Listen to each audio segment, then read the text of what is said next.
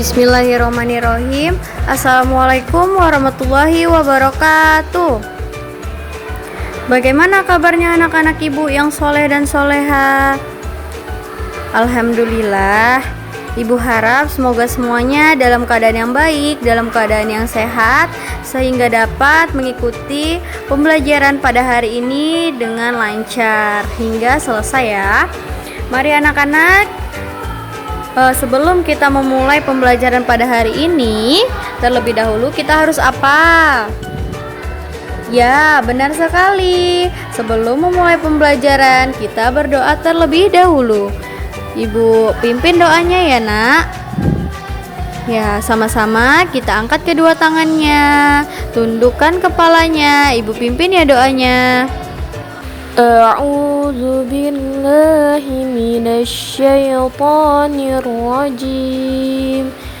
Bismillahirrahmanirrahim.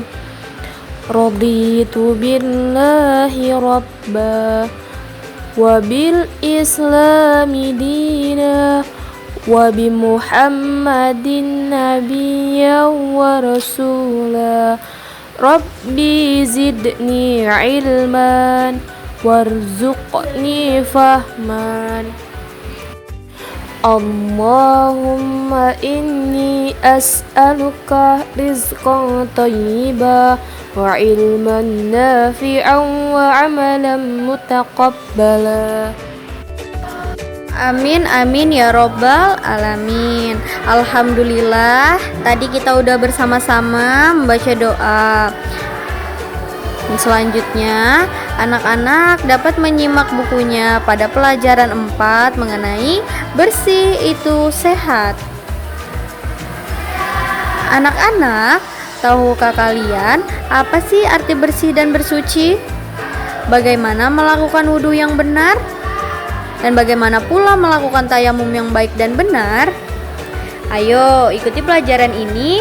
Insya Allah kalian akan mengetahui dan dapat mempraktikkan cara membersihkan dan bersuci yang baik dan benar. Nah, anak-anak ibu yang soleh dan soleha, mari simak. Ini ada sedikit cerita dari si Ahmad. Ahmad selalu melakukan wudhu. Karena itu wajahnya selalu bersih dan berseri-seri. Ahmad tergolong anak yang rajin mengerjakan sholat. Ahmad sadar agama Islam itu sangat peduli dengan kebersihan. Karena itu, ia selalu menjaga badan, pakaian, alat-alat belajarnya, dan tempat tinggalnya agar selalu bersih. Bersih itu sehat. Orang yang bersih, insya Allah akan terhindar dari penyakit. Baik anak-anak ibu yang soleh dan soleha, pada bab ini kita akan belajar 3 materi utama ya. Yang pertama, kita akan mengenal arti bersih dan sehat. Yang kedua, aku senang berwudu. Dan yang ketiga, ayo belajar tayamum. Baik anak-anak, materi yang pertama mengenal arti bersih dan sehat. Bersih artinya bebas dari kotoran, sedangkan suci artinya bebas dari najis. Najis adalah yang menjadikan terhalangnya seseorang untuk beribadah kepada Allah. Nah, jadi jika kita terkena najis, maka itu menjadikan terhalangnya kita untuk beribadah atau melaksanakan sholat kepada Allah. Jadi tidak diterima ibadah kita apabila kita terkena najis, seperti terkena jilatan anjing, darah, kotoran atau tinja, dan air seni atau urin. Najis pasti kotor ya anak-anak. Nah, sedangkan kotor itu belum tentu najis. Misalnya terkena tanah, tinta, cat, dan ludah. Bersih atau suci dibagi menjadi 2, yaitu bersih dari hadas dan bersih dari najis. Nah, mari anak-anak, ayo kita mengenal hadas kecil dan hadas besar. Hadas ada 2 ya. yaitu hadas besar dan hadas kecil. Contoh dari hadas besar seperti mimpi basah bagi laki-laki dan haid bagi perempuan. Cara menghilangkan hadas besar adalah dengan mandi atau tayamum jika tidak ada air. Nah, jadi untuk anak-anak ibu yang soleh dan soleha, apabila kalian ada yang sudah mengalami menstruasi atau haid bagi perempuan dan mimpi basah bagi laki-laki, nah itu berarti termasuk di dalam hadas besar. Sedangkan hadas kecil itu seperti buang air seni, buang air besar, dan buang angin. Nah, itu menyebabkan batal wudhu. Cara menghilangkannya bagaimana? Nah, cara menghilangkannya itu dengan dicuci menggunakan air bersih, kemudian melakukan wudhu kembali. Jadi anak-anak ibu yang soleh dan soleha, apabila kalian wudhu, kemudian kalian buang air besar atau buang angin atau buang air kecil, nah itu bisa membatalkan wudhu. Nah, jadi harus melakukan wudhu kembali. Seperti itu ya anak-anak ibu. Baiklah, berikutnya, jika kita akan sholat, badan, pakaian, dan tempat sholat harus bersih dari kotoran dan najis. Nah, coba anak-anak ibu yang soleh dan soleha perhatikan gambar berikut ini ya. Nah, yang pertama, badan. Nah, badan orang yang sholat. Yang kedua, pakaiannya, pakaian yang dipakai ketika sholat. Yang ketiga, tempat. Nah, ini sejadah yang digunakan ketika sholat. Bersih badan, pakaian, dan tempat tidak hanya ketika melaksanakan sholat. Di luar sholat pun badan kita harus bersih. Jadi bukan hanya waktu sholat saja ya nak, badan kita harus bersih. Tapi jika kita tidak sholat, kita harus tetap menjaga kebersihan badan. Bersih pakaian artinya segala sesuatu yang dipakai seperti baju, celana, peci atau topi, tas, sepatu, sepeda, bangku, meja, lemari, rumah, dan lain sebagainya. Jadi harus bersih ya nak.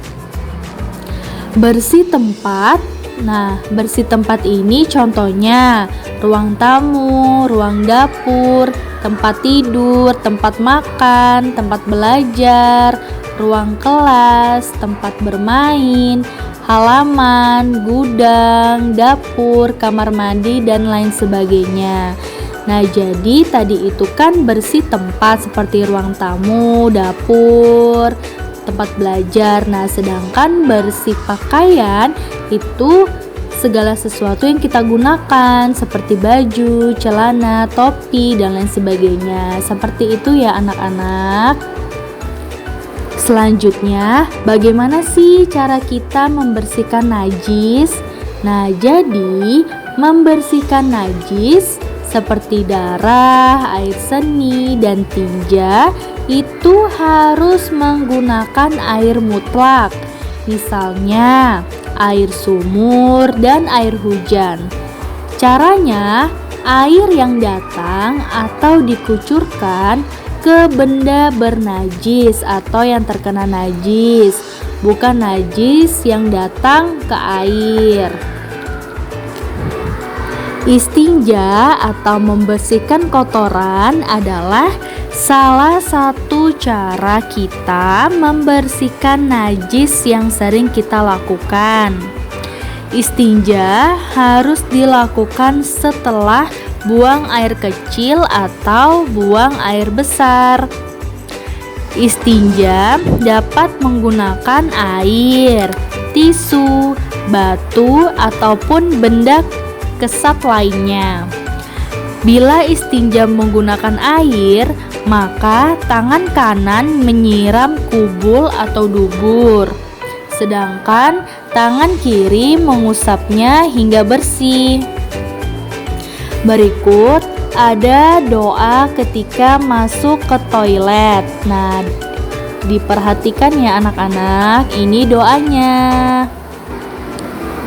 Bismillahirrahmanirrahim. Allahumma inni a'udzubika minal khubusi wal khaba'ith. Yang artinya, ya Allah, sesungguhnya aku berlindung kepadamu dari segala kejahatan dan kotoran. Maksud dari ayat tersebut adalah kita meminta perlindungan dari Allah dari godaan-godaan setan yang berada di kamar mandi atau WC. Kenapa? Karena tempat hidupnya jin dan setan itu berada di WC, sehingga banyak sekali godaan-godaan yang akan kita dapati di WC, seperti mandinya lama-lama, betah di WC karena main air. Itu tidak diperbolehkan ya anak-anak ibu yang soleh dan soleha, karena kita tidak boleh lama-lama di WC. Kita harus cepat di WC. Misalnya kalau sudah selesai mandi nih, kita harus segera selesaikan dan cepat, sehingga kita tidak berlama-lama di WC. Seperti itu ya anak-anak ibu yang soleh dan soleha. Untuk doa keluar kamar mandi atau WC, berikut bacaannya. Bismillahirrahmanirrahim. Allahumma inni a'udzubika minal khubuthi wal khaba'ith. Yang artinya, ya Allah, sesungguhnya aku berlindung kepadamu dari setan laki-laki dan setan perempuan. Materi yang kedua yaitu aku senang berwudu. Anak-anak soleh dan soleha pasti suka berwudu sebelum sholat kan? Nah, siapa di sini yang sholat tapi tidak berwudu? Itu tidak boleh ya anak-anak ibu. Jadi kita harus berwudu terlebih dahulu. Nah, sudah benarkah wudu kita selama ini? Wudu adalah ibadah yang sangat penting. Jika melakukan wudu kita tidak benar, maka sholatnya tidak sah. Jadi harus melakukan wudu secara benar. Ayo anak-anak ibu, kita pelajari bersama tentang membasuh anggota wudu yang benar. Nah, di sini ada tata cara berwudu. Mari bersama-sama kita menyaksikan video cara berwudu yang baik dan benar. Selamat menonton anak-anak ibu yang soleh dan soleha. Cara wudu dengan keran. Mulailah berwudu dengan membaca basmalah. Nyalakan keran secukupnya agar tidak boros dalam menggunakan air. Cuci tangan 3 kali sambil menyela-nyela jari.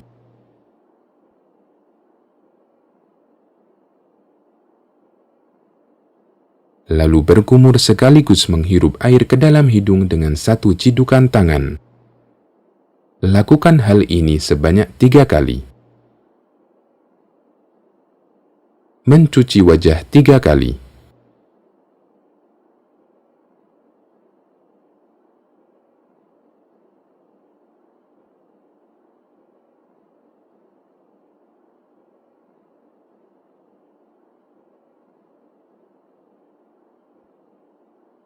Cuci tangan sampai sedikit di atas siku 3 kali sambil menyela-nyela jari.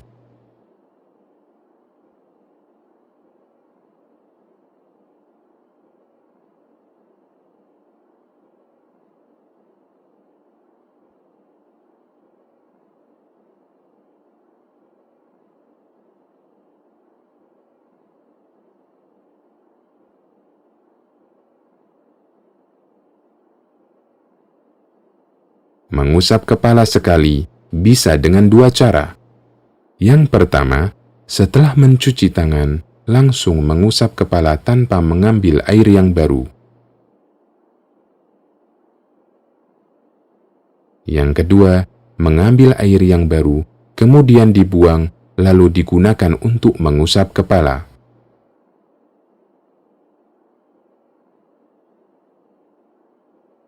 Mencuci kaki sampai sedikit di atas mata kaki 3 kali sambil menyela-nyelai jari kaki dengan kelingking.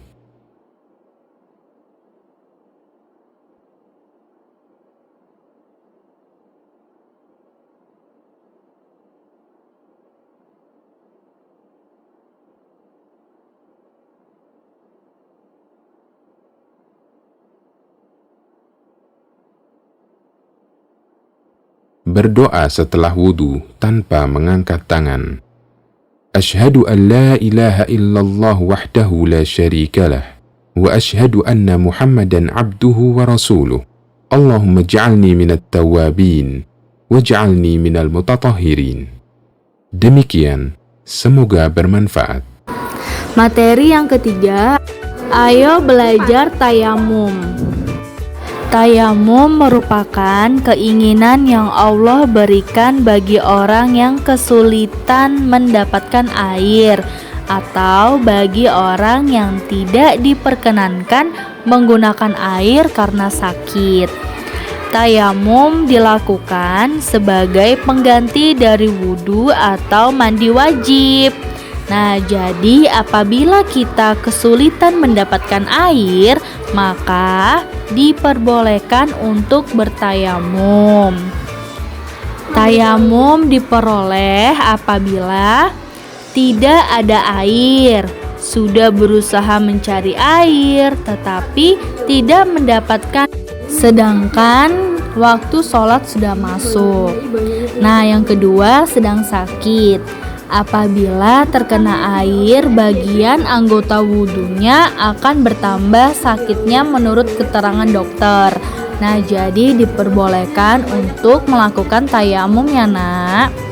Yang ketiga, dalam perjalanan atau musafir, dalam perjalanan jauh ya nak ya, dan sangat sulit mendapatkan air. Nah, itu diperbolehkan untuk bertayamum. Nah, baik anak-anak ibu yang soleh dan soleha, selanjutnya kita akan menonton video tentang tata cara bertayamum yang benar. Yuk disimak bersama-sama ya.